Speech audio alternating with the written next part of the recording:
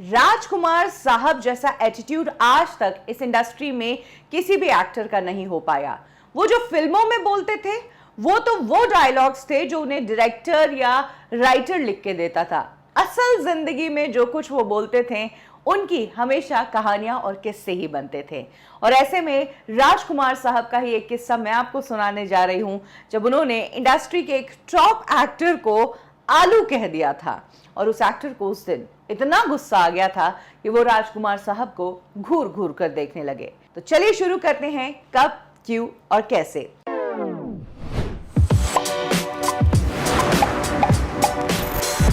राजकुमार साहब इंडस्ट्री के बेहतरीन एक्टर थे।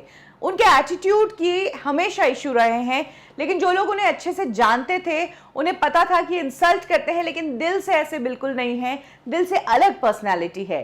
बट एक तरह का एटीट्यूड उन्होंने हमेशा कैरी किया है। उन्होंने किसी का चेहरा पसंद नहीं आया इसीलिए फिल्म रिजेक्ट की है, किसी ने गिफ्ट दिया उसका रुमाल बनाया है, किसी के कोट को पर्दों का कपड़ा कहा है, किसी को पहलवान तक कहा है और किसी को जूनियर एक्टर कहा है। इस तरह के कई किस्से राजकुमार साहब के फेमस है। 1984 में राजकुमार साहब ने धर्मेंद्र के साथ एक फिल्म की थी, राज तिलक नाम की ये फिल्म थी। वैसे धर्मेंद्र से उनकी कुछ खास पटती नहीं थी, लेकिन बहुत सालों बाद राजकुमार साहब ने ये फिल्म धर्मेंद्र के साथ की थी और इस फिल्म के रिलीज होने के बाद एक सक्सेस पार्टी रखी गई थी, जिस पार्टी में फिल्म से जुड़े सभी एक्टर एक्ट्रेसेस आए थे अपनी अपनी फैमिलीज के साथ। इसी दौरान धर्मेंद्र भी पहुंचे, हेमा मालिनी और सनी और बॉबी और सभी को लेकर। इस सक्सेस पार्टी में राजकुमार साहब भी थे।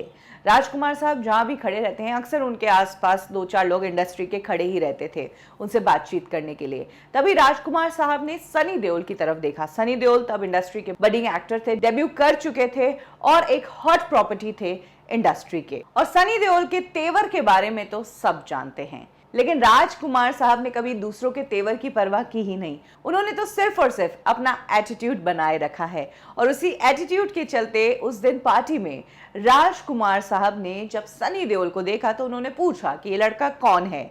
तब उन्हें किसी ने बताया कि धर्मेंद्र का बेटा है सनी देओल, और राजकुमार साहब से सनी देओल को मिलवाने के लिए पास में लेकर आए। जैसे ही सनी देओल पास में आए तो राजकुमार साहब ने कहा, अरे ये तो बहुत गोरा चिट्टा है, एकदम आलू जैसा दिखता है।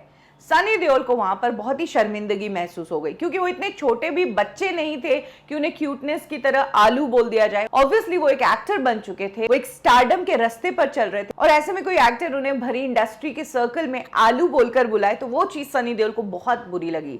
हालांकि सनी देओल के पिता भी वहां पर मौजूद थे, इसीलिए सनी देओल ने कुछ बोला नहीं, लेकिन उनकी आंखें बहुत कुछ बोल गई। सनी देओल बहुत देर तक राजकुमार साहब को घूर घूर कर ही देखते रह गए, और जिस नजर से सनी देओल ने राजकुमार साहब को देखा वो काफी थी ये बताने के लिए कि अगर यहाँ आसपास लोग नहीं होते तो सनी देओल का अगला कदम क्या होता। उस टाइम राजकुमार साहब ने भी एक टुक सनी देओल की तरफ देखा और वो देखते ही समझ गए कि कुछ तो गड़बड़ है, इसीलिए उस बात को वहीं खत्म करके राजकुमार साहब भी वहां से निकल गए। लेकिन राजकुमार साहब के इतने किस्सों में ये एक और किस्सा ऐड हो गया।